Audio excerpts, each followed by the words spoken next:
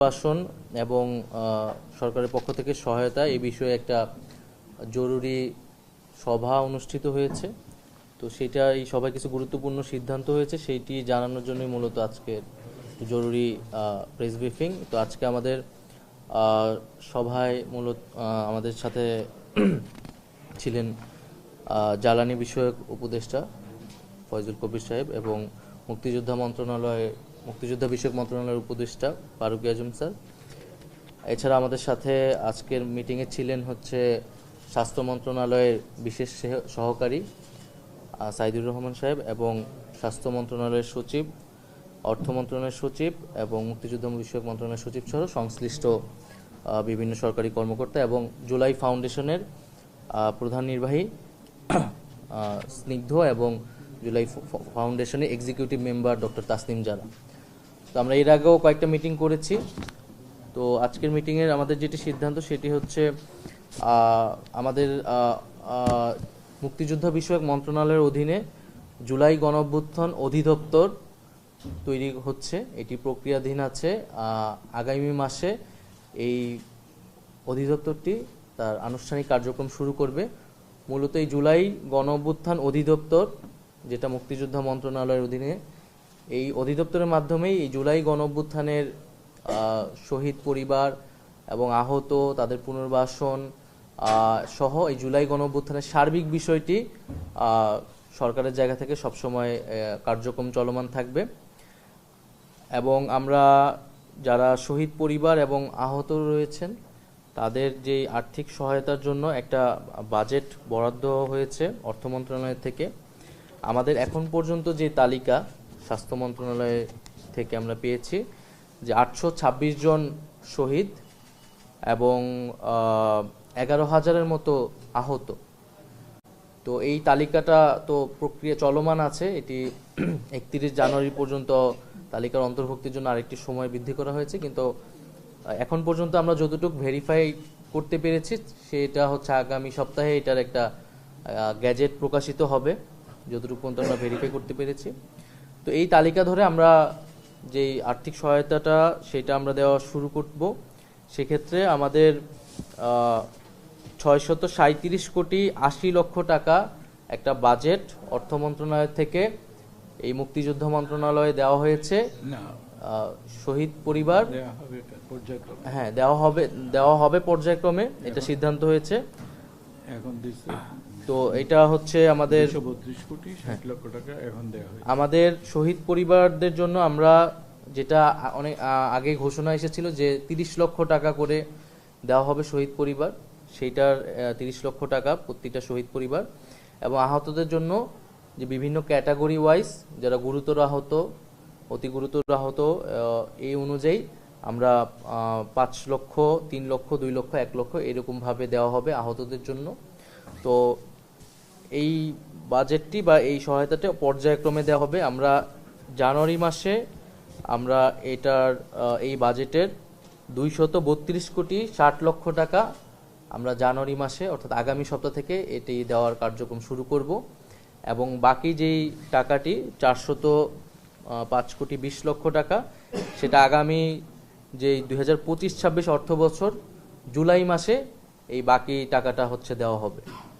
তো এখন আমরা জানুয়ারি মাসে এই 232 কোটি 60 লক্ষ টাকা শহীদ পরিবার ক্ষেত্রে, সেক্ষেত্রে 10 লক্ষ টাকা যেটা সঞ্চয়পত্র আকারে থাকবে, এবং আহতদের যে বিভিন্ন ক্যাটাগরি এবং দেশে বিদেশের চিকিৎসা কনসালটেন্সি বাবদ আমাদের বাকি বাজেটটা থাকবে।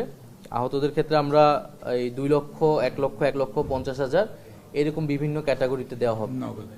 এটা নগদ মানে ক্যাশ অথবা চেকে দেওয়া হবে। আর শহীদ পরিবারদের 10 লক্ষ টাকাটা সঞ্চয়পত্র আকারে দেওয়া হবে। আর বাকি টাকাটা যেটা 405 কোটি 20 লক্ষ সেটা জুলাই মাসে, আগামী অর্থ বছরের যে বাজেট হওয়ার পরে জুলাই মাসে আমরা বাকি টাকাটা একবারে দিয়ে দেবো। শহীদ পরিবারদের ক্ষেত্রে 20 লক্ষ আর আহতদের ক্ষেত্রে বাকি যেটা থাকে। আর শহীদ পরিবারদের ক্ষেত্রে এটা সঞ্চয়পত্র আকারে থাকবে 5 বছরের জন্য, এরপরে তারা টাকাটা নিজেদের জন্য ব্যবহার করতে পারবে। আরেকটি ঘোষণা সেটি যেই আমরা বলেছি যে মাসিক ভাতা, সেটি যে সামনের অর্থ বছর জুলাই মাস থেকে এটা আমরা শুরু করতে যাচ্ছি এবং এই যে অধিদপ্তরের অধীনেই সেটি হবে। সেক্ষেত্রে শহীদ পরিবার এবং আহতদের ক্ষেত্রে যে আমরা ক্যাটাগরি করেছি, অর্থাৎ অতি গুরুতর আহতরও যারা সারা জীবনের জন্য যারা ক্ষতিগ্রস্ত হয়েছে, সেই ক্যাটাগরি অনুযায়ী আমরা মাসিক ভাতা প্রদানের বিষয়টি করা হবে। তো এটা হচ্ছে আমাদের মূলত আর্থিক সহায়তা বিষয়ক যেই জায়গাটা, সেইটা আজকে আমাদের মিটিং হয়েছে। এছাড়া আমাদের যেই চিকিৎসা কার্যক্রম সেটি চলমান আছে। হেলথ কার্ড আমরা এই নেক্সট উইকের মধ্যে হাসপাতালগুলোতে যেটা ইস্যু করা হয়েছে সেটা চলে যাবে এবং অন্যান্য বিভাগ ও জেলায় হেলথ কার্ড দিয়ে তারা যেটা স্বাস্থ্য সুবিধাটা পাবে যে কোনো হাসপাতাল থেকে। এবং বিদেশ যাওয়ার ক্ষেত্রেও 21 জনের মতো আরও নতুন যারা বিদেশ যাবে এই মাসেই উন্নত চিকিৎসার জন্য। 200 জন চিকিৎসা এবং 200 জন চিকিৎসাধীন আছে এই মুহূর্তে হাসপাতালগুলোতে যারা গুরুতর আহত অবস্থায় আছে।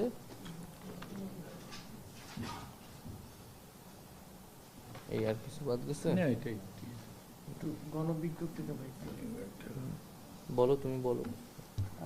আমাদের যারা এখন পর্যন্ত আমাদের স্বাস্থ্য মন্ত্রণালয়ের একটা ওয়েবসাইট আছে, সেখানে ইতিমধ্যে একটা খসড়া তালিকা যেটি শহীদদের এবং আহতদের সেটি প্রকাশ করা হয়েছে। সেই তালিকা থেকে যারা এখন পর্যন্ত বাদ পড়েছে তারা আগামী 31 জানুয়ারি 2025-এর মধ্যে আবেদন করে আবেদনের প্রেক্ষিতে তারা নামটা অন্তর্ভুক্ত করতে পারবে।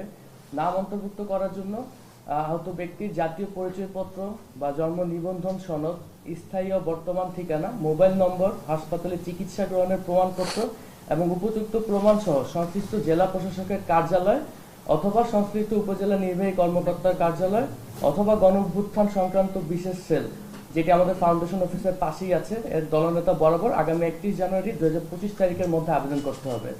এবং 31 তারিখের পরে এই আবেদনটি বন্ধ হয়ে যাবে। যাদের বাদ পড়েছে তাদেরকে 31 জানুয়ারির মধ্যেই এই আবেদনটি করতে হবে। খারাপ লাগে, কিন্তু আমরা জানি যে আমাদের মহান মুক্তিযুদ্ধের যারা অংশ নিয়েছিলেন সেই সনদ নিয়েই আসলে কত জালিয়াতি হয়েছে। এখানে আসলে আপনারা কিভাবে ভেরিফাই করবেন যে তিনি আসলে জুলাই গণঅভ্যুত্থানেই গুরুতর আহত হয়েছেন বা আহত হয়েছেন, সেটা আপনারা আসলে কিভাবে যাচাই বাছাই করে তাদেরকে সহায়তা দেওয়ার ব্যবস্থা করবেন, সেটা একটু জানতে চাই। স্বচ্ছতা প্রশ্নটা থাকে কিনা? না, আমাদের তো এটি অলরেডি একটা ভেরিফিকেশন প্রক্রিয়া কিন্তু চালু হয়েছে এবং সেই অনুযায়ী ফাউন্ডেশন একটা প্রাথমিক কাজ করেছে। তারা প্রায় 600-র মতো শহীদ পরিবারকে কিন্তু সহায়তা দিয়েছে এবং আহতদের দিয়েছে এবং কয়েক জায়গায় এরকম পাওয়াও যাচ্ছে আপনি যে বিষয়টা বললেন, এবং সেটা আমরা ইমিডিয়েটলি ব্যবস্থা নিচ্ছি। তবে যেটা আপনি বললেন যে এটা আমাদের এখন এটার হওয়ার সম্ভাবনা কম, কারণ এখন আসলে সোশ্যাল মিডিয়ার যুগ, মিডিয়া আছে এবং আমাদের প্রতিটা জেলায় বা যারা শহরে যারা আহত হয়েছে এখানে কিন্তু যারা আন্দোলনে সমন্বয়ক ছিলেন তাদের থেকে আমরা একটা মতামত নিচ্ছি, যারা জেলা কমিটিগুলোতে আছেন, প্রশাসক হিসেবে আছেন, তাদের থেকে মতামত নেওয়া হচ্ছে। আমরা ডাক্তারদের থেকে মতামত নিচ্ছি আহত হওয়ার ক্ষেত্রে, যে তার জখমটা, আর বেশিরভাগ জখম আসলে এখানে গানশট যেগুলো সেগুলো কিন্তু স্পষ্ট বোঝা যায়।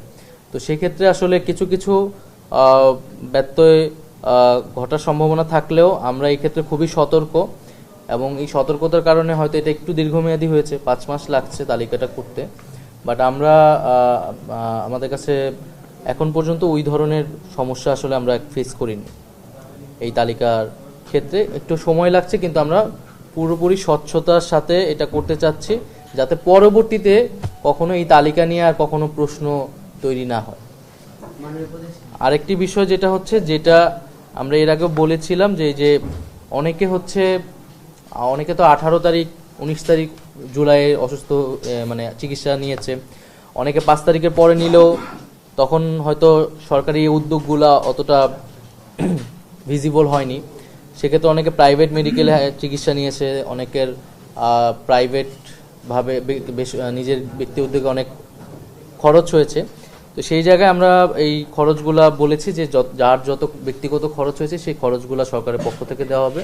যে আমাদের যে গণঅভ্যুত্থান সেল হয়েছে সেই সেলে এই কাগজপত্রগুলো যদি জমা দেওয়া হয়, তাদের যে ডকুমেন্টগুলা, হাসপাতালের ভাউচারগুলা, খরচগুলা, তখন এটা সেল থেকে তাকে সেই অর্থটা ফেরত দেওয়া হবে।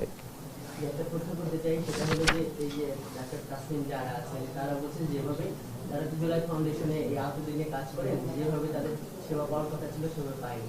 প্রধান উপদেষ্টা বললো যে বিউরোক্রেটিক ঝামেলা আছে যে অর্থগুলো পৌঁছে যাচ্ছে।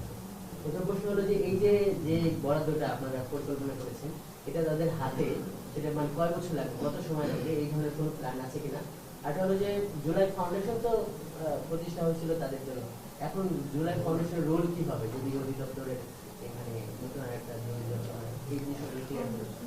আমাদের এটা তো আমি বললাম যে আমরা যেই প্রাথমিক যেটা আমরা ঠিক করলাম যে 232,60,00,000 টাকা, সেটা আমরা সামনের সপ্তাহ থেকে দেওয়া শুরু করব এবং আমরা আশা করি এটা জানুয়ারি ফেব্রুয়ারির মধ্যে আমরা এটা করে ফেলতে পারবো। আমাদের প্ল্যানটা হচ্ছে আমরা ঢাকায় প্রোগ্রাম করে এটা সবাইকে দিব, আর বিভাগ ওয়াইজ হচ্ছে প্রোগ্রাম করে আমরা শহীদ পরিবার আহতদেরকে টাকাটা দিয়ে আসব।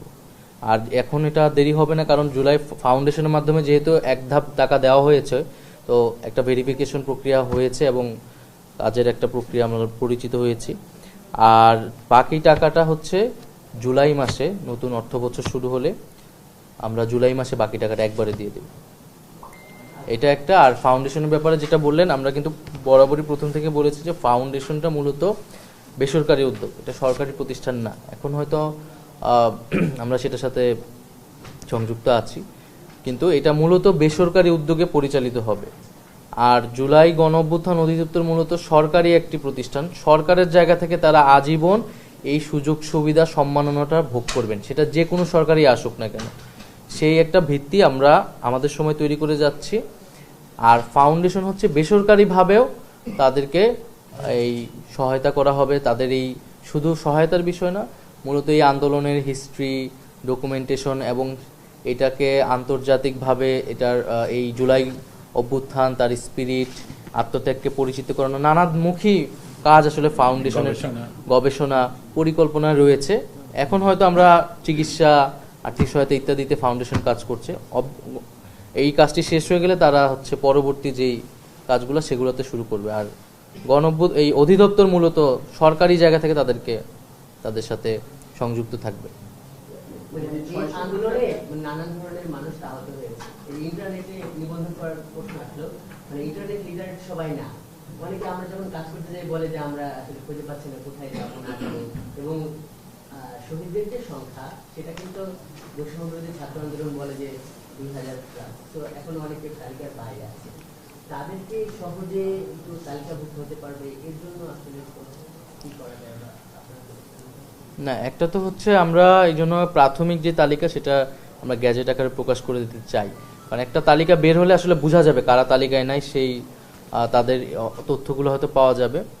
তো 826 সেইটা ধরে আমরা কাজ করতেছি। এর বাইরে সারা বাংলাদেশে যারা আছে, আমরা মূলত ইউএনও অফিস এবং যে জেলা প্রশাসকের অফিস, তার মাধ্যমে এটা আসতেছে। সেখানে কিন্তু ইন্টারনেটের মাধ্যমে তারা ডকুমেন্ট দিচ্ছে না। অফিসে যদি তাদের পরিবারের পক্ষ থেকে কেউ এসে যোগাযোগ করে তথ্য দেয়, তাহলে তারা সেটা আমাদেরকে ঢাকায় পাঠাচ্ছে, আমরা ভেরিফিকেশন করতেছি। তো আর বৈষম্য বিরোধী থেকেও যে তালিকাটা দেওয়া হয়েছিল সেখানে কিন্তু অনেক ছিল, যে ডাবল রিপিটিশন ছিল, তো সেগুলো রিপিটেশনগুলো কমিয়ে কিন্তু পরে এটা কমে এসেছে। তো আমরা এটা চলমান থাকবে 31 জানুয়ারি পর্যন্ত। এরপরে আমরা আবার এটা বিশ্লেষণ করে দেখব যে এটা কি চূড়ান্ত হয়েছে কিনা, আর না হলে এটা আমরা আবার সময় বৃদ্ধি করব। কিন্তু আমরা প্রাথমিক তালিকা ধরে কাজ শুরু করতে চাই এবং আমরা মনে করি যে এটা আসলে যেখানেই থাকুক, বাংলাদেশের যে প্রান্তেই থাকুক না কেন, আমরা সেটা তালিকা তাদের অন্তর্ভুক্ত করব। সেক্ষেত্রে আপনাদের কাছে যদি এই ধরনের তথ্য থাকে, আমরা সোশ্যাল মিডিয়ায় কিন্তু বিভিন্ন এরকম পোস্ট দেখি যারা চিকিৎসা পাচ্ছে না বা এরকম, আমরা কিন্তু প্রত্যেকটা এই পোস্টগুলো কিন্তু আমরা এঙ্গেজ করি, আমরা কিন্তু সেগুলো দেখি এবং তাদের সাথে কিন্তু যোগাযোগ করা হয়, যোগাযোগ করে তাদের সমস্যাটা কিন্তু সমাধান করে দেওয়া হচ্ছে আর কি।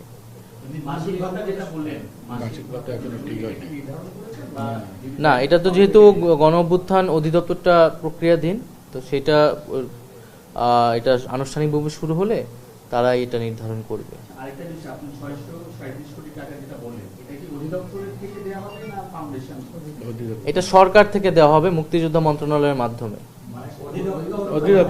অধিদপ্তর বলতে পারেন। আমি যেটা জানতে চাচ্ছিলাম যে এই 826 জন যে শহীদ আপনারা চিহ্নিত করেছেন, এর বাইরে মানে শহীদ আছেন যাদের নাম পরিচয় জানা যায়নি, অর্থাৎ বেওয়ারিশ হিসাবে যে, এরকম কোনো পরিসংখ্যান আপনাদের মানে ফাউন্ডেশনের তরফ থেকে বা এদের তরফ থেকে তুমি একটু বলো। সম্ভব হয়েছে?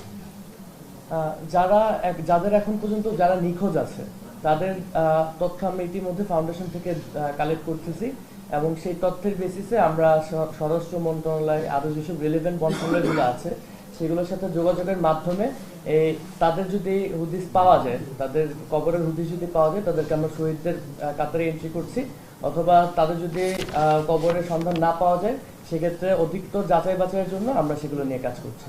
এই নিখোঁজের পরিমাণটা কেমন, মানে আপনাদের কাছে প্রাথমিকভাবে আছে? তখন কোনো সংখ্যা আছে কিনা? বলা যাবে না। আপাতত কোনো প্রাথমিক সংখ্যা আমরা